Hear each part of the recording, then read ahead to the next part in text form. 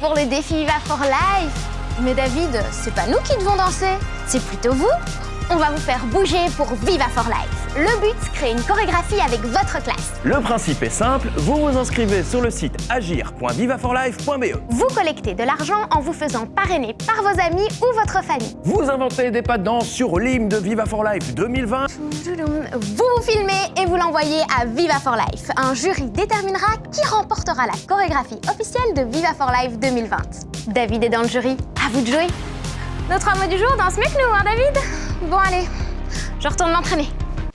Vous le savez, la période est très compliquée pour pas mal de gens en ce moment. La faute à ce fichu coronavirus. Pour les jeunes aussi, le confinement a des conséquences. Une enquête a été menée par l'Université de Liège auprès des 12-18 ans durant le premier confinement. Des jeunes de Wallonie et de Bruxelles se sont exprimés sur la manière dont ils vivaient cette obligation de rester à la maison.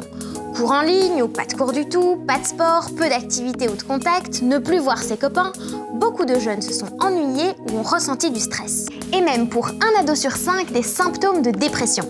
Fabienne est responsable de cette étude et nous explique ce qu'est la dépression. Se sentir sans énergie, ne plus avoir de motivation, avoir envie de rien, se sentir triste également, avoir une humeur basse et peut-être pas avoir non plus le futur possible, pas avoir d'espoir, perdre l'espoir. Pour éviter ça, Fabienne a quelques conseils pour vous. Alors, jamais rester seul. On peut ressentir, ce n'est pas grave en soi de ressentir, de passer par des étapes comme celle-là, mais ne jamais rester seul, c'est-à-dire en parler, aller trouver un parent, un ami, un grand frère, une grande sœur, une cousine, pouvoir en parler ou pouvoir faire sortir ça sous différentes formes, dessiner, pouvoir écrire des choses, parce que c'est important également que ça puisse sortir d'une part et ensuite qu'on puisse comprendre. Donc poser les questions, il faut poser les questions. Bon, et sinon, pendant cette période, vous pouvez aussi regarder les news pour vous changer les idées. Joyeux anniversaire Comment ça, pourquoi? Mais parce que la station spatiale ISS fête ses 20 ans d'occupation ininterrompue par les astronautes. Il faut souffler les bougies. Oh, non, pas trop loin, gâteau. Pourquoi tu pars? C'est à cause du vaisseau des nouveaux astronautes, là. Il a fait un courant d'air. Et oui, ils viennent d'arriver avec la toute nouvelle navette spatiale SpaceX. C'est la 64e mission qui commence et ces astronautes resteront 6 mois dans l'ISS, comme tous ceux qui étaient là avant eux depuis 20 ans. Ils feront des expériences pour savoir, par exemple, si les salades poussent bien dans l'espace et si le corps humain ne vieillit pas trop vite en apesanteur. En tout, il y a déjà eu 2700 expériences dans la station, qui est grande comme une maison de 5 pièces avec une salle de sport, 2 salles de bain et une baie vitrée à 360 degrés avec une superbe vue sur la Terre. Ah ouais, quand même. Nous aussi, on voit la station depuis la Terre, vu qu'elle passe 16 fois par jour au-dessus de notre tête. Et justement, ce jeudi, elle sera particulièrement visible. Oui, bon, il faudra un peu s'y connaître pour arriver à la voir, mais c'est jouable. Voici d'ailleurs un petit tutoriel qui vous est donné par Timothy, un spécialiste de l'astronomie. Première étape pour trouver l'ISS, on peut télécharger une application qui s'appelle l'ISS Finder. Et on a 3 catégories, la carte, les passages et l'équipe. Deuxième étape, c'est pour savoir où elle se situe dans le ciel. Donc on voit la prochaine, quand on la voit bien, c'est jeudi.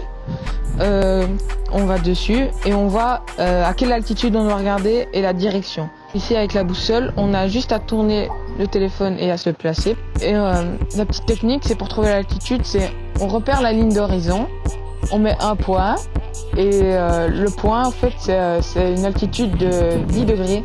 Les gens ils font l'erreur de regarder en haut alors qu'il faut tout simplement juste regarder devant soi. Et normalement on la verra parce qu'au fait elle est très lumineuse, parce qu'au fait les rayons du soleil ils éclairent les panneaux solaires de la station.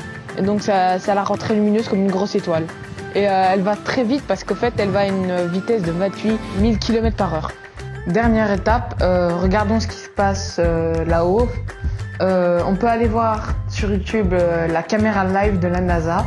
Et c'est en direct, ceux qui voient là-haut, on voit la Terre, le mécanisme, les astronautes et voilà.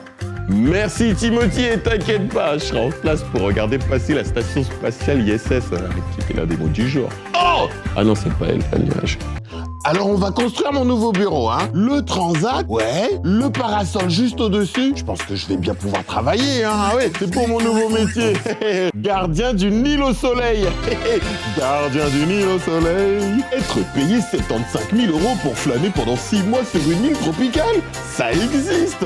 Et c'est sur l'île Hamilton, sur la grande barrière de corail en Australie que tout ça se passe. Le gardien de l'île a pour mission de se balader sur les plages de sable blanc, d'explorer les fonds sous-marins et de tenir un blog avec photos et vidéos. Ce job a été créé pour donner envie aux touristes de visiter l'Australie, le pays des kangourous. En gros, il est payé pour aller en vacances et le montrer sur Instagram. Moi aussi je veux. Eh mes petits poulets, c'est quoi pour vous le plus beau métier du monde? On est allé poser la question aux élèves de l'école Saint-Joseph de Tubize. Médecin, parce que j'aime bien sauver des vies et avoir mon propre bureau. Non, pour moi c'est coiffeur, car j'aime bien être créatif, inventer des coupes et j'aime bien faire plaisir aux gens. Enseignant, parce que ça permet de transmettre le savoir et les connaissances aux autres élèves. Vétérinaire parce que j'aime bien les animaux et il faut en prendre soin d'eux comme les êtres humains. Professeur de maternelle parce que j'aime bien jouer avec les petits et j'aime bien faire des bricolages, donc pour moi ce serait le métier parfait. Merci pour vos avis. C'est clair qu'on voudrait tous ce métier. C'était l'un des mots du jour. C'est déjà la fin de cette vidéo. Dites-nous en commentaire ce que vous en avez pensé. On les lit tous. Et abonnez-vous à la chaîne pour être tenu au courant des suivantes. Ciao!